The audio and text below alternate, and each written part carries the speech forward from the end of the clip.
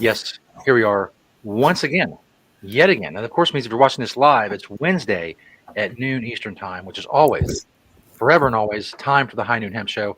Of course, we're in many places, live video and on demand video. We got Facebook, the Temptations Beach Facebook page. We're on YouTube, the Jedi Hemp YouTube channel, and Twitter at Temptations. Of course, you can find the podcast, Podbean, Google Play, iHeartRadio, Spotify. Just search the High Noon Hemp Show. I'm Stoner Jesus. You can search various things I do on the interwebs.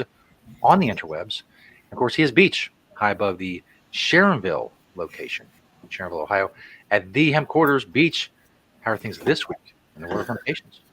A lot of stuff going on, but relatively good. That typical cold weather in the morning, nice weather in the afternoon here in the high state areas.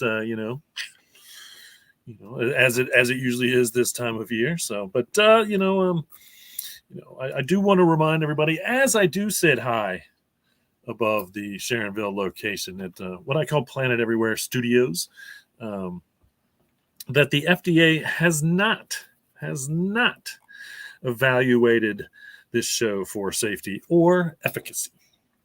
I will say in Ohio, there is some interesting news for farmers, and I don't know, and be interesting to see.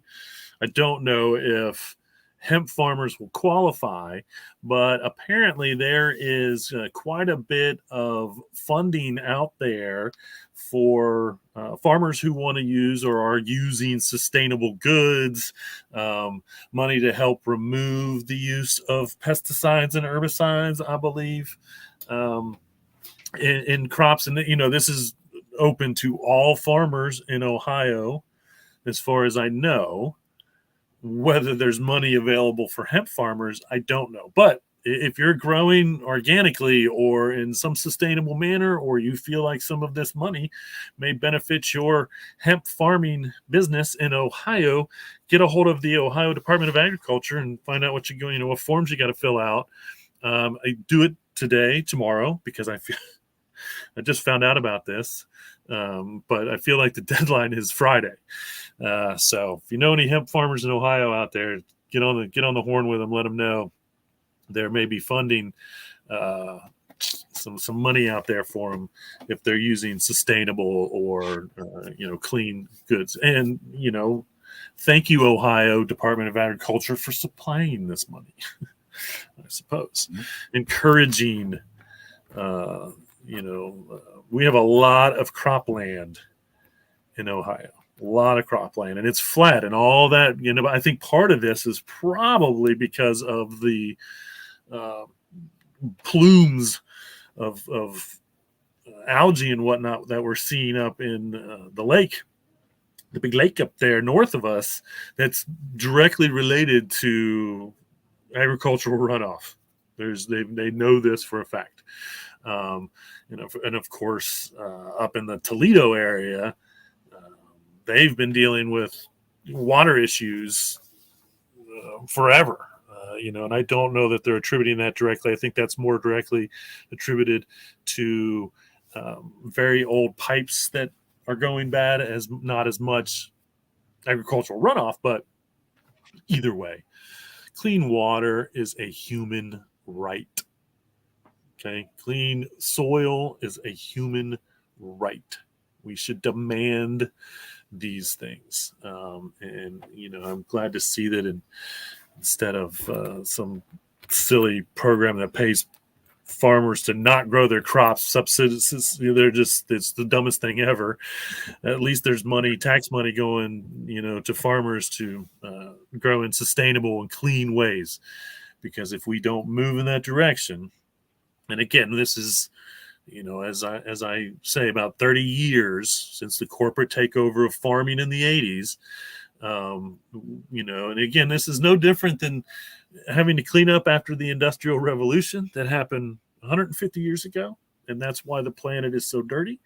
Now we're actually having to deal with the cleaning up of agriculture, because for the last 30 to 40 years, the amount of herbicides and pesticides and all that has, tenfold, in all honesty.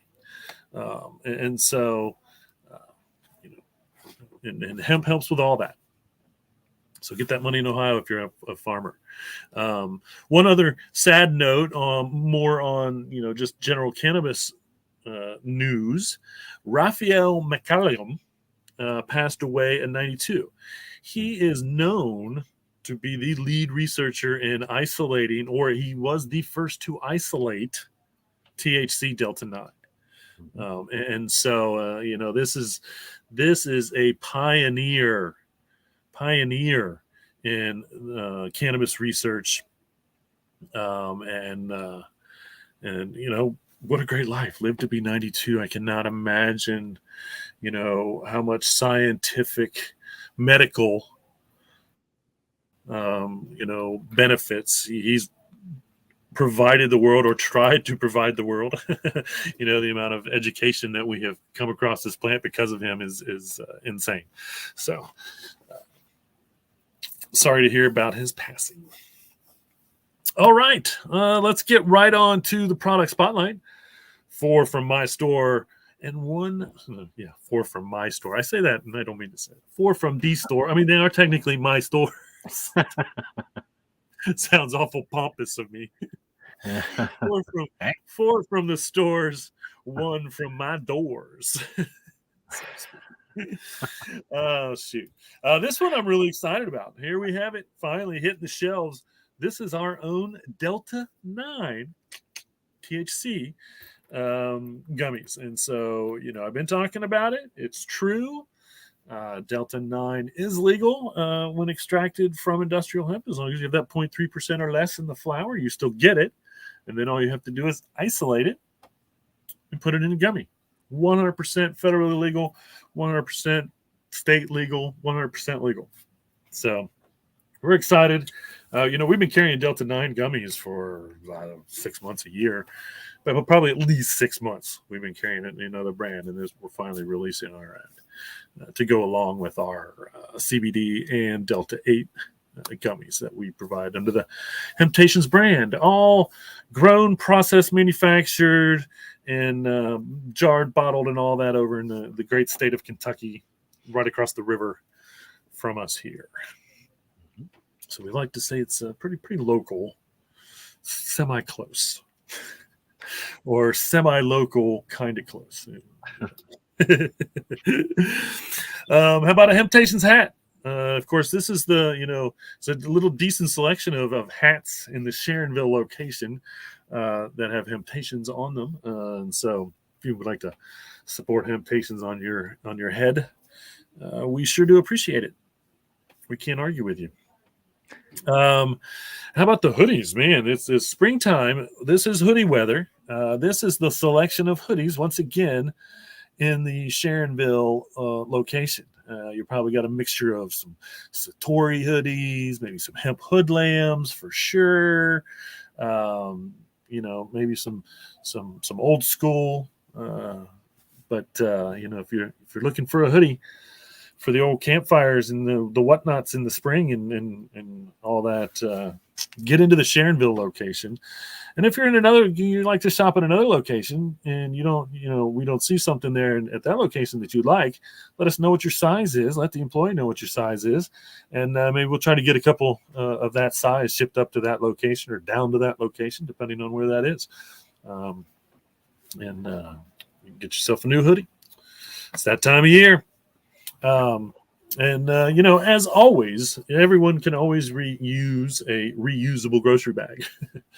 And so, this one's on the shelves once again in Sharonville. If you find yourselves in the need of a reusable grocery bag, there you have it. Simple, easy. These have longer straps. These are nice because they have a little bit of longer strap. You can almost put it over your shoulder, maybe if you needed to or wanted to. So anyway, we definitely support the use of reusable shopping grocery bags in any form. I use these to carry my stuff these days instead of my backpack. I'll get back to my backpack eventually, but all right. So I showed the Planet Everywhere coffee filters last week, and I talked about it. So I thought, hey, why not show my coffee filter? boom, here it is. This is the coffee filter that we have been using in Sharonville. I don't even know how long. I have to admit that for the convenience of it, I jumped on the Keurig thing for a little while, maybe a couple of years.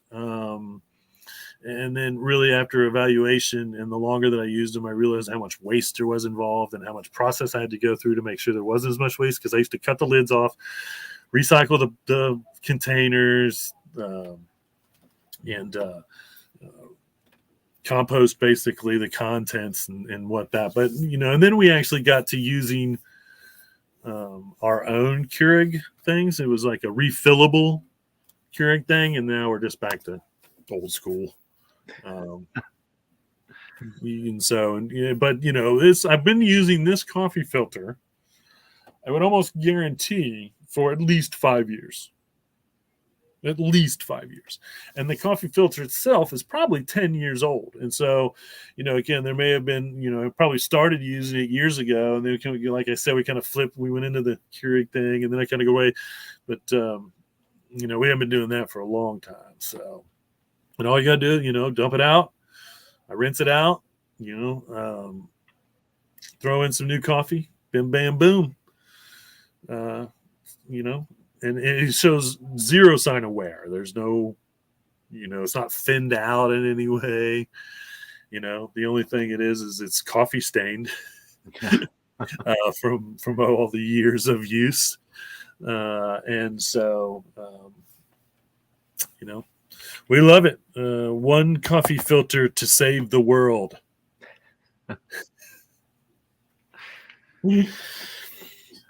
That's the first time I've ever said that.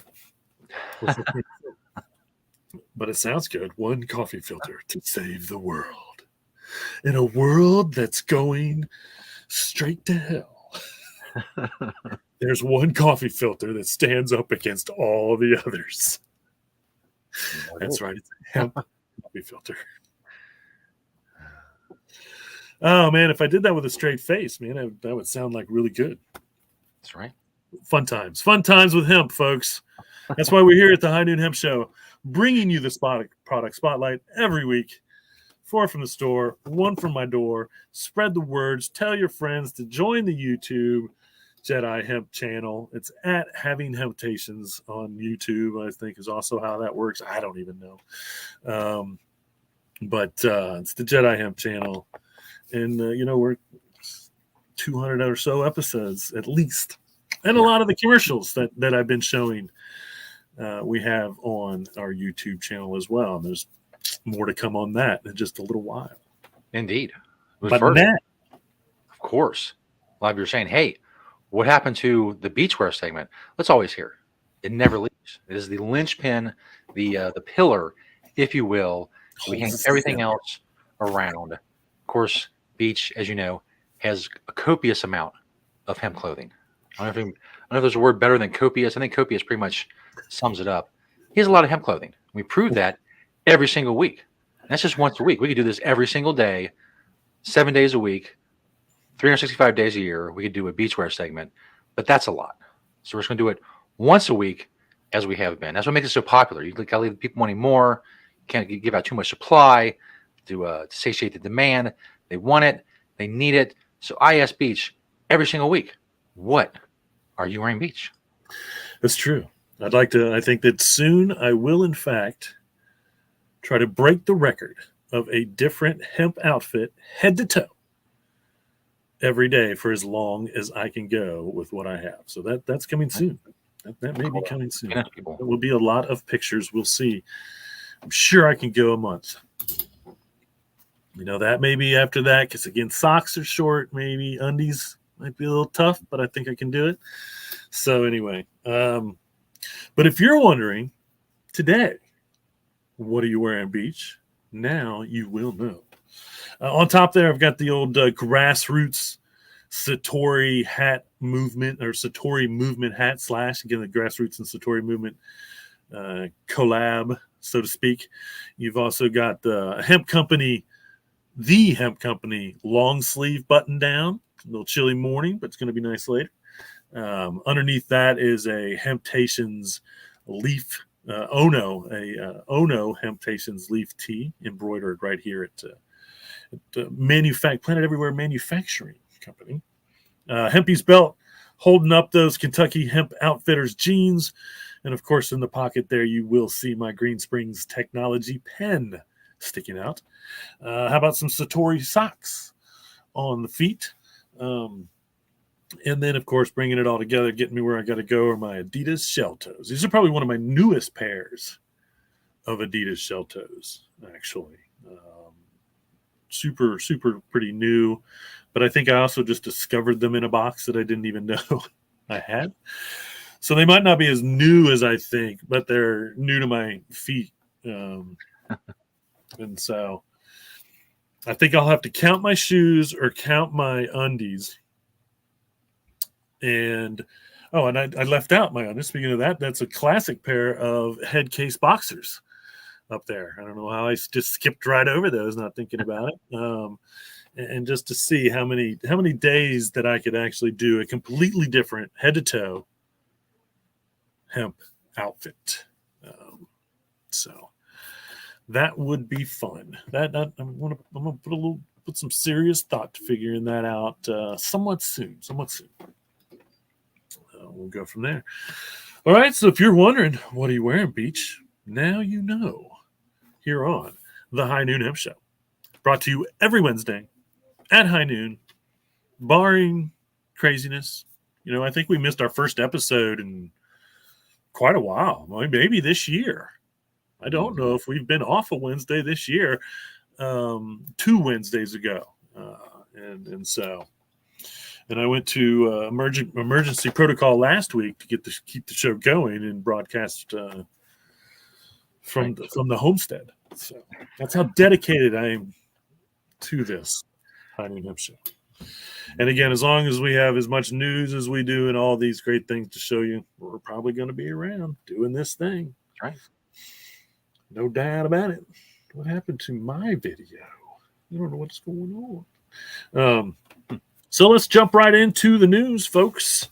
And again, I usually watch the show. Commercial? Oh, my bad. We'll be right back with the news after these words from me. My favorite commercial. What is your stance on Hemptations? I am pro Hemptations. I am anti-Hemptations. It is said Hemptations has the largest selection of hemp on the planet. Thoughts? My opponent would say food and fiber, but I say CBD and plastics. Simply not false. I would go on to add body products and paper. What's the one location you want everyone to know about? Well, they are all great, so start with the one closest to you. I say adventure out to the store furthest from you. Closing words? Use hemp to help the planet. Help the planet by using hemp. Having Hemptations? I am having Hemptations.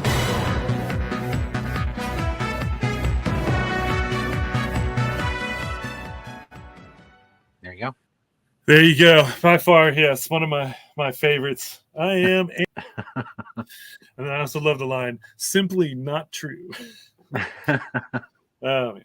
Good stuff. And then we broke that down. We did it. That's the minute version. And then we actually broke it down into a 30-second version. But the minute version is by far my favorite, no doubt about it. So, all right, let's get right into the news. Recent survey of over 9,000, a little under 9,000 participants showed that basically one third of Americans use or are interested in CBD.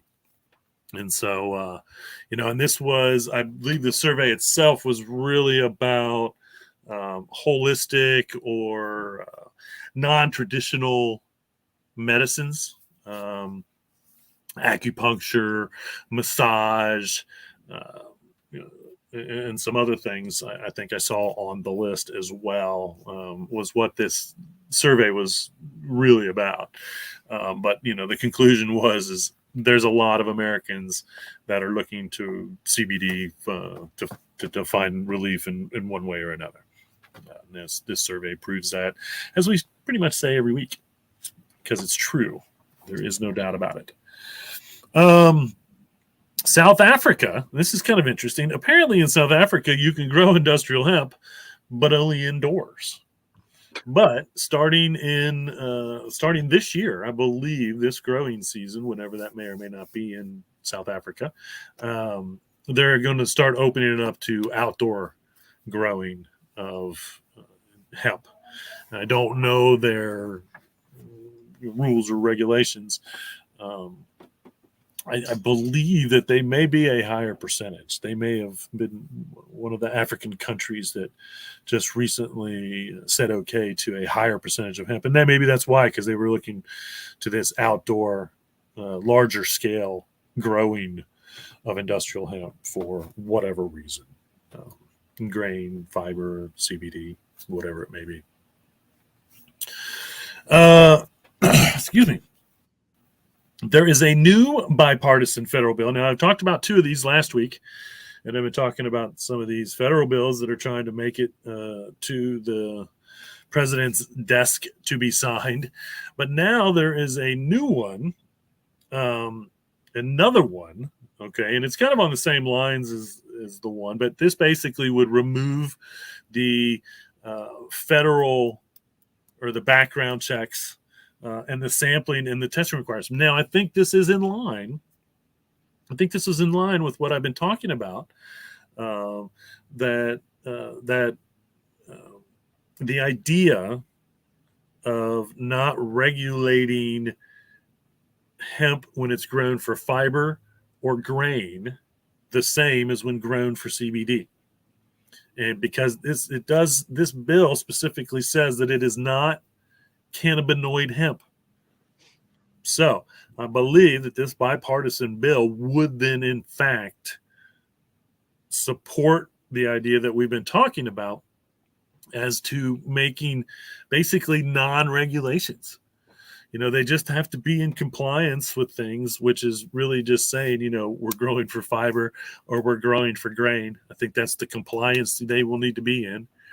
And then there will no longer have to be required to sample or test their plants at any time. And so, and then once again, that byproduct is used in food product, the grain, or used in clothing or any type of the fibers or hempcrete.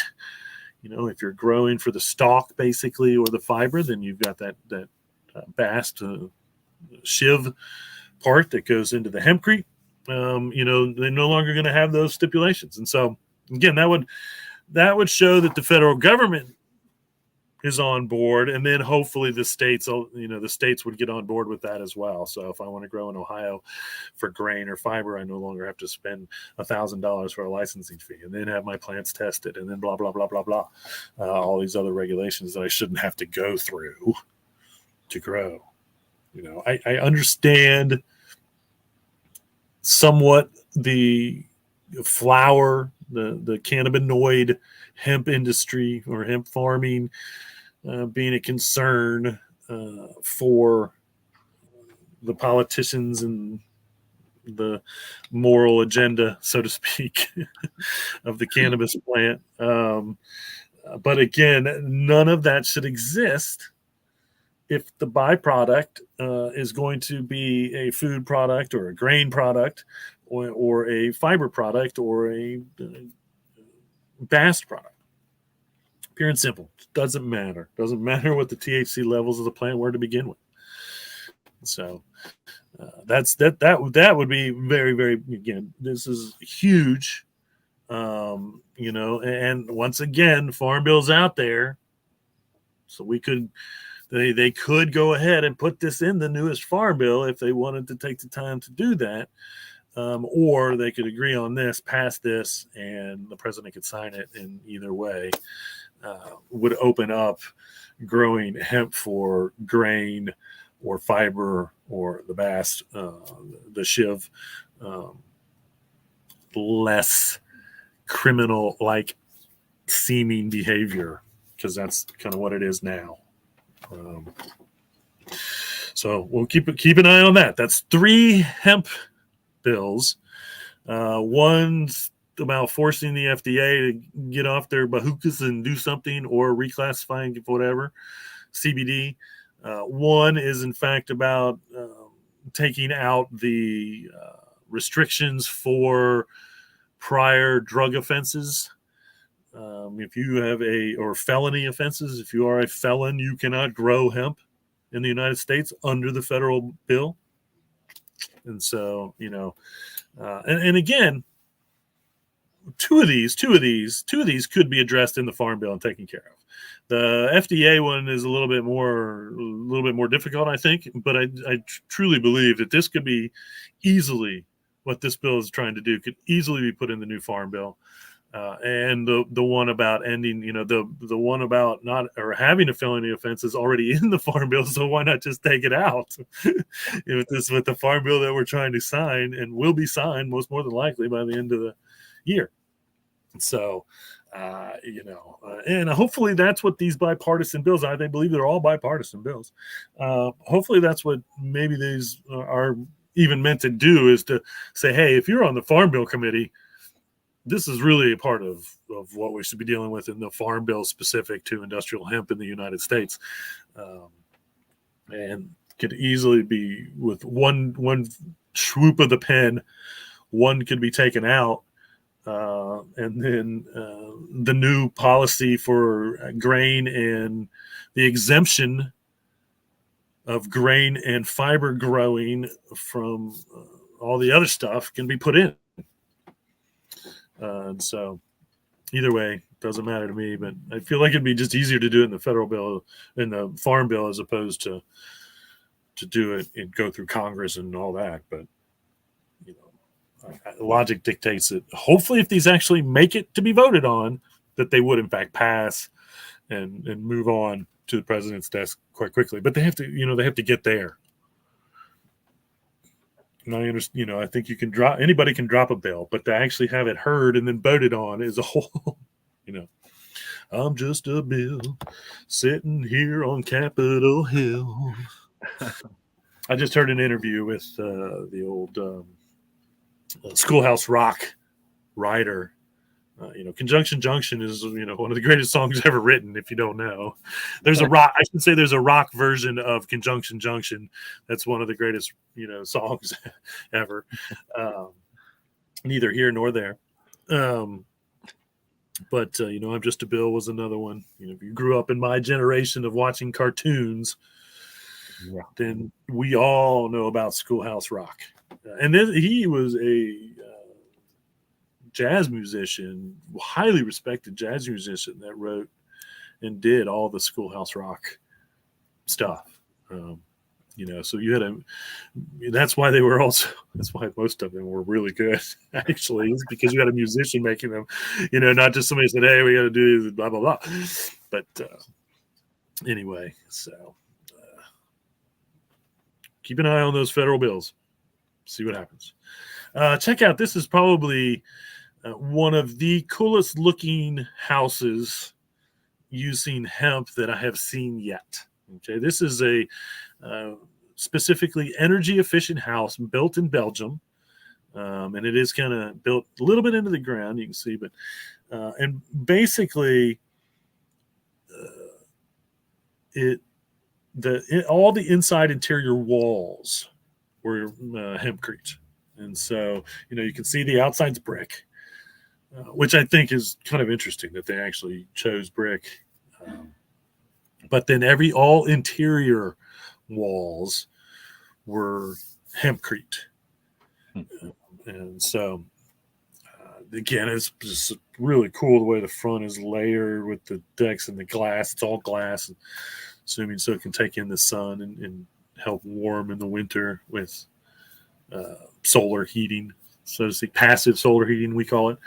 And of course, they specifically mentioned wanting to use industrial hemp for the interior walls because of its insulation properties and how well it insulates. So super, super cool looking one way or another. Just a neat looking design. Obviously, they have kids. I love that little slide there going from one room to the other. It's just awesome. So good stuff. That's in Belgium. Good for the Belgium family. Let's see here. Mizuno. How about this shoe? Man, we're seeing a lot of hemp shoes all of a sudden from different. I've got another one in the show coming up, but this is Mizuno. And the hemp is on the inside. Now, this is part of their Wave Rider betas. And they're actually working with, and I don't know who Beams is, Beams, but they're a Japanese company as far as the design, which doesn't surprise me because the Japanese love hemp. They really have this love fascination with hemp, actually. And I think they would grow as much hemp as they could, but there's nowhere to grow anything in Japan. Yeah. And so, I have seen some hemp crops in Japan, but, it's not like they can grow a lot because most of their, if they were to grow it, I would assume they would grow for grain because the food product would be the most essential. And, then they would be able to use that fiber for clothing too. And so anyway, it's a pretty cool looking running shoe. I like the looks of it, no doubt about it. So thanks, Mizuno. So I recently saw this list of this analysis. It was just a non-objective analysis of CBD products bought over the counter. I'm not going to mention any company names. There were probably 20 products tested, 10 to 12 maybe different companies. What was interesting is about 8 out of the 20 was over the amount of CBD that was supposed to be in the product. 12 or so were under, and it was really, say 10, about half were under, and, not a lot, but enough to notice and be like, hey, wait. No one was actually tested at what they said they had. There were a couple that were like 0.1 or 0.2 off. But not one of the products actually, which, it's like, well, now I want to test our stuff. I want to know. But nobody was dead on what they were supposed to be. Some couple were really close. And then, but that's kind of interesting. If everybody was over, that'd be okay. But, once again, it almost does, want to try to figure out if we can test our products, find out exactly, where we are, because I don't know how that can get lost. And I don't know how so many, and again, these were national for the most part. These are the big players. It was kind of interesting because one of, if not the biggest players out there, one of their gummies tested under what they were supposed to have, but their tincture tested over for what it was supposed to have. And so, I should have looked at the list a little bit longer, because in my head now I'm thinking, well, okay, now were all the gummies, were those the ones that were under? And is that a gummy issue? Not necessarily, what they put the right amount in, but somehow in the making it gets less. I don't know. I honestly don't. And so, we're still kind of seeing out and again, I think that's also a lot of that is part of the processing part of the manufacturing part, where, we're still trying to work these things out to get them as right as we can. And, because there's still issues means we haven't gotten there yet. We just haven't gotten there yet. So, hopefully your CBD company's doing what they're supposed to, or, you're getting a product that has more than it's supposed to, so you're getting a better deal. I do know, and I will say, and I don't know. I do know, and I will say, but I don't know. Those were my exact words. And if that's not sounding like a politician, I don't know what is. True life story. I'm in the stores a couple days a week these days. Had a customer on Monday tell me that he picks up the CBD gummies for someone that's in a nursing home, and she had someone else buy some from a local gas. No, it's a health food store. He said it was a health food store. She sent someone to the health food store to get CBD gummies for her. They brought her back, and they did not work. And she was using them for sleep. She said the gummies that she was using were not helping her with sleep at all. She called her friend that had picked up these Temptations gummies for her before and said, I haven't slept in 2 days. Can you please go get me a bottle of the hemp gummies from Temptations? Because the ones that they got at the health food store didn't do for her what ours were doing for her. And ours are nothing special. 10 milligrams of CBD per gummy. You know, it's not a gigantic amount or anything. But that is the issue. And, it is what it is. And so it's just proof that we're doing what we're supposed to be doing correct. Yeah. It's more evidence to me that we're doing what we're supposed to be doing is correct. If everyone followed in our footsteps, and again, Temptations has been around for 27 years. We've been selling CBD for at least 12. Now I'm going to go back probably 14 because it was before 2010. It was around 2010 probably. That we were actually selling CBD, and we used to get them in syringe form, right? Like raw CBD. But anyway, I'm glad to think that we may be the standard, and we hope to be the standard.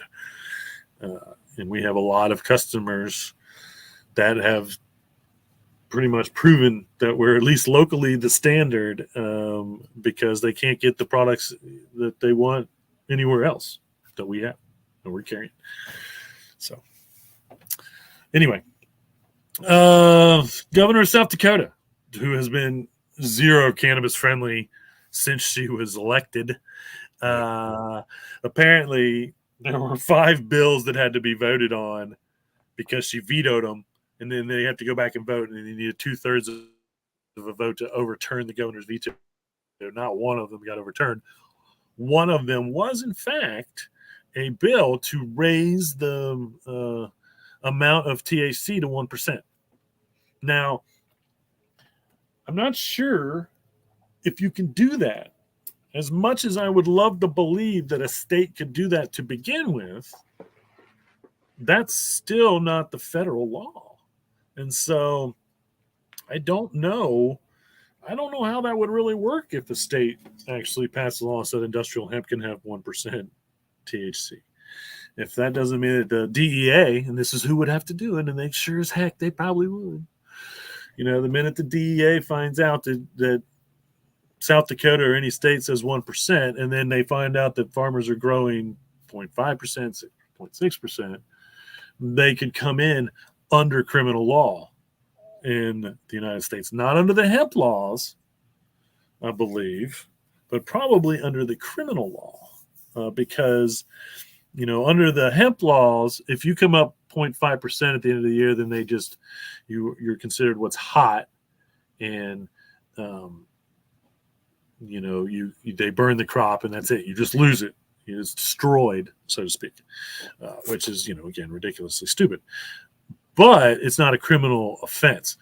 If, say, you're in South Dakota, they passed the 1%, your license, your agreement with the state says you can grow up to 1% THC, then you are, it's not by accident anymore, so to speak. And that's how the federal government could look at it. It's how the DEA would look at it. You're not growing over that federal limit of THC by accident. You're growing that on purpose. And therefore, we could probably charge you with criminal charges as opposed to just destroying the crop and walking away. So that's really going to be, and again, we need the federal. We were hoping to get that in this federal law. I suppose if more states did that, but still didn't let their farmers grow that for federal reasons, but said, yes, we want it to be this, or yeah, I don't know. I don't know how that would really work, but we really need to force the federal government again to put that in a farm bill, raise that limit in the farm bill. So, let's see. The Delta 8 bill, 358 in Arkansas, I believe I mentioned this. Now they're saying that may make CBD legal. So I'm going to do a little bit more research to find out what that really means. But I believe this is a legislative bill. Arkansas legislators are trying to pass on probably trying to make Delta 8 illegal, as we've seen in other states.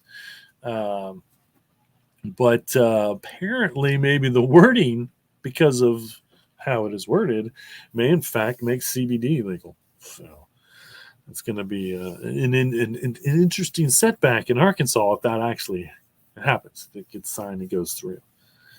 Bashir did sign the Delta 8 21 and over in Kentucky, so that is law in Kentucky. I don't know when that starts. Sometimes there's like a date to start it. I would assume as soon as he signed the bill, something like that would become law. But Delta 8 products in the state of Kentucky now have to be 21 or older to purchase, which is, again, a more logical option than making it flat out illegal, which is what some states are trying. We're seeing a lot of states now. We're probably going to see more and more states with these 21 and older laws possibly come around. We'll see. The fact that Kentucky passed this one may not bode well for us in Ohio. We'll see what happens. Hopefully Ohio wouldn't be dumb enough to try to do a ban, and I don't think they would. But watching some of these products go to 21 and over, that may raise some interest in changing things here in this state. So we'll see. Hopefully they just continue to leave it the way it is. It's just fine. It's just fine. No one's getting hurt. No one's lives are in danger. There's not a big, huge safety issue. And so keep it the way it is in Ohio. I mentioned more hemp shoes. How about Converse getting back into? Now, over the years, Converse has made their, truck tailors in hemp. This is actually a collab with Stussy. Stussy seems to do a lot of collabs with shoe companies, and when they do, it seems like they love to say, hey, we want hemp to be a part of it. So thank you, Stussy, for that. I don't know if it's really them promoting or not, but it just seems to be that way. These are the Chuck 70s High. Now this is what they call the hemp pearl version, because there's like pearls there on the side of this. Now I believe they are in fact releasing a whole hemp line. And so we'll have to see where that goes. Now, you can go to Converse, and I'm going to be interesting. I may go there myself. Converse has on their site a way to build your own Converse shoes. And so I know the last time I went there, they did not offer hemp as a material to build that shoe with. But, they have endless patterns, all kinds of different options. You can, basically personalize a pair of hemp shoes. I did it for Mary and I's. I think it was, I don't know if it was Christmas or our anniversary, but I got us a pair of like matching Converse, purple and green, blah blah blah. And they actually have our names on them. It's kind of fun. Wow. But anyway. And again, it's really not that expensive. It's a little bit more than what you pay for. Not that Converse are, they're not cheap, but they're on the lower end of a shoe, as well they should be. But it's pretty cool. And so it'll be interesting to see now on Converse's website. And it's the Chuck Taylor, so it's the Chuck Taylor low or the Chuck Taylor high, I believe, what you can customize. and if they give you hemp as a material option these days, because that would be super cool. Even if they had 6 different colors to choose from, you could customize them in a way that good stuff. Good stuff. Good old Chuck Taylors. Gotta love them. And, I can't believe it, but in all the years of seeing Chuck Taylors made out of hemp coming on the market and go, and I do think that I don't know if we sold official Chuck Taylors or a knockoff kind of that just looked like them out of hemp, but I think we actually sold them, and somehow I didn't get a pair for my own collection, which I can't believe. We probably had very limited pairs, and so normally, no matter what it was, it would have to go on the shelf for a couple of weeks or a month before I would feel confident grabbing a size of mine or anything and taking it home. Unless I specifically ordered it, a size or color or combination or whatever for myself. So, which I used to do as well. I mean, like every order, oh yeah, and add a pair of this size, this, and add a pair of this size, this. I just need one. Just want to check them out. And that is why I have the largest collection or I don't know if I have the largest collection of hemp clothing. There's possibly at least one other person on the planet that could challenge me with just having more hemp clothing than me. I think it'd really be tough. I do believe as far as hemp stuff, I have more hemp stuff than anyone else. But anyway, so in my goal to have more hemp clothing and more hemp stuff than everyone else, it is what it is. University of Kentucky, right down the highway from us, and Valid Care are going to study on humans and animals. Now, this is, huge to the industry. And again, I'm sure, that this is stemming from the FDA's lack of direction, and me railing every week that we need more studies and this particular aspect of things. This could turn out to be a very, very beneficial study in getting the FDA officially to do something, or just to find. Just to know that it's safe, and I am 98% sure. No doctor. This is just on. What do they say? Past results dictate future something. Future results, past results can predict future whatever. But as long as we've been using CBD, I think that we would know if it was unsafe. I do believe as long as humans, especially in America, have been using CBD just over the last, say, 10 years, I do think we'd know if it was unsafe. I think proving that it is safe is obviously part of what we should have started doing 10 years ago, and we would have those. It would be done. Any long-term studies would sometimes take 5 to 7 years, I feel like, which makes sense. Again, you can't prove whether it has long-term effects, positive or negative, if you don't study it long-term. I'm not denying that. And so, it's good to see specific studies proving the safety, because we need more and more of those as well, just for the CBD side of it. So, the Canadian Rockies Hemp Corp basically had to smuggle fiber seeds from the Institute of Bass Crops in Ukraine. So, you right now, because I guess the way that it is, Ukrainians can't leave Ukraine because of Russia. And so they actually had to have Hungarian drivers and truckers come in. And from the article, it's like these guys had to drive through woods and dirt roads and stuff to get to the seed itself. But and again, this is fiber. So this Canadian company is bringing this seed back to Canada to grow hemp for fiber, for material.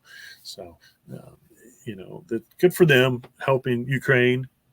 There was like 10 years ago, at least it was probably about 10 years ago. And I really wish, I feel like I saw this as it was an article in something and I read it and I really wish I would have saved it, but I might have heard it too. But the United States government was encouraging, and this was more grain for food, to buy the seed for food products, but encouraging Americans to try to buy hemp seed from the Ukraine to support them. And again, this was 10 years ago, at least 10 or 15 years ago. And so, and I think this was probably one of the first times that Russia was trying some funny stuff, and there was kind of a slight world backing of the Ukraine. And then, nothing really large came out of it. Well, it's funny because I'm watching a comedy. It's probably like 10 years old. And one of the episodes was all about Ukraine and their traditions. And it was just like, just random, but it was like very pro-Ukraine. And so, that was a thing before. And I knew there was a thing before. And it's real now. It's real now. So they can use all the support they can get on all directions. So good for this Canadian Rockies Hemp Corp. I have to now check out the Canadian Rockies Hemp Corp and see what they're making with this hemp fiber, one way or another. Here's a pic recently spotted at Kroger's of Alba Botanica hemp products. And so, like I said, when I go to the grocery store, and it's been Kroger's more because it's the closest, I try to find some new hemp product that's on the shelves, and here's a whole line of different, hemp cream and serums and stuff like that. So, and again, it's not really a real, distinctive hemp leaf, but I will say that my eye is, somewhat attracted to that general color display or picture, because these are like second from the bottom up on the shelves, and I was just going down like the middle and they're on the end, and I just kind of looking over and boom, I see it and I'm like, hey, is that hemp? Sure enough, full line of hemp products. So it's always good to see, and I challenge everyone out there. I don't, I know TikTok's under fire right now, but here's a challenge, find hemp food. Just, you don't have to buy it. Just if you're in your grocery store and you see a cool hemp product, and it could be anything, clothing, whatever, you're out shopping. I would love to, see people challenging other people and say, hey, here's the hemp challenge. Find a product at your grocery store made out of hemp, post it, whatever. And so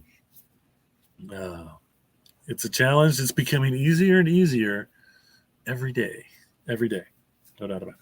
In fact, I'm going to end the news by the news of Mary, of course, finding yet another hemp product, just semi by accident, I think, because if you look at this label, this is the Apris, and basically this is a protein drink, enhanced protein drink. Nowhere on the front of that can you see anything about hemp. But when you do turn it over on the ingredients, the third ingredient is their protein blend of 4 different things, and one of those is organic hemp seed. Not just hemp seed, but organic hemp seed. Not all of their ingredients in this particular enhanced protein drink were actually organic, which I thought was great. And it's coconut water based. And so I drank one kind of almost, and it's mint chocolate, a little bit like at room temperature, and it still tasted good. But you put it in the refrigerator, shake it up, and these things would be 100% delicious. And it was still delicious. And I love mint chocolate chip. is my favorite ice cream. That's the first thing I thought of. Man, I can make some ice cream out of this. Because mint chocolate chip is my favorite ice cream ever in the history of time. Specifically, Grater's mint chocolate chip ice cream, which I have not had probably since my mom passed away, because I just don't do dairy much anymore, but really makes me want to go get some mint chocolate chip, Grater's mint chocolate chip. And if you don't know, Grater's is a local ice cream gods here in Cincinnati. To be specific, French pot style ice cream, just so you know. And that's a pot as in a container, not pot as in pot. But I always love that. And my mom would always notice, because she'd be like, let's get some Graters. And I'd be like, some French pot ice cream, Mom? And then, of course, she would be like, oh. So, and again, if you didn't turn the label, the priest over, you wouldn't know it had hemp in it to begin with. But I have always said that, and again, this is just proves that I have been correct. If you are going to make a protein product, in what form it is, you're going to say your product is high in protein, and you don't include hemp, you are not doing your product or your constituents any help whatsoever. Because we're going to, once again, and this is how it's slowly going to happen, hemp is going to make its way into a lot of stuff. It's going to continue, and it's not going to be on the label. You're not going to know, but it is going to make the quality of the food product, eating it, and more and more manufacturers are learning that. And so it's always, to me, it's even cooler. And Mary has like this she has like I feel like I have a visual acuity, but she kind of feels like she has like a psychic, because she's always finding these hemp products, and but it's not like, it doesn't say, there's nothing on the label that says anything about it. They're just in the ingredients. But somehow she finds them, and so the student has passed the teacher, as they say. Because I brought Mary into the hemp world, and because she was in the healthcare, medical massage therapist, all these things, and really is a healthcare person. She embraced it when she learned the facts, and hasn't turned back. And this is pretty much what I say about hemp anyway. Once you learn the facts and you put it and you start using it and you figure out everything, there's nothing that's going to convince you to go the other direction. There's no one that's ever going to come to you and say, well, you need to take that hemp out of your life. We've proven it. You should take that hemp out of your life, because there will never be any proof that we should take hemp out of our lives. There's more and more proof that we need to add hemp to our lives, which is why we're here on the High Noon Hemp Show. Not too many events. NOCO's this weekend. I'm sure you're going there, or starting today even, I guess. And so, be nice if they would, just throw one episode of the show up on one of their screens just to educate people. But yeah.